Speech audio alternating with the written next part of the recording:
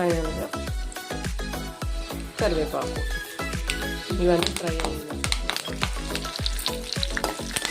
బాగా ఫ్రై అవ్వాలి, ఎందుకంటే ఈ తాలింపులో మనం టేస్ట్ తెలుస్తుంది.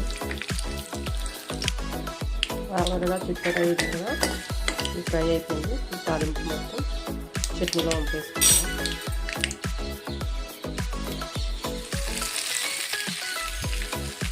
చూడండి, చాలా టేస్టీగా ఉంటుంది. ఇలా కలుపుకొని మొత్తం ఎంతో టేస్టీ అండ్ హెల్దీ కూడా. కొబ్బరికాయ తినడం చాలా మంచిది, మన స్కిన్కి కూడా చాలా మంచిది. ఎంతో హెల్దీ అండ్ టేస్టీ కొబ్బరి చట్నీ ఇడ్లీ, దోశ అన్నింటిలోకి బాగుంటుంది. మీకు ఈ వీడియో నచ్చినట్టయితే లైక్ చేయండి, షేర్ చేయండి, సబ్స్క్రైబ్ చేయడం మాత్రం మర్చిపోకండి.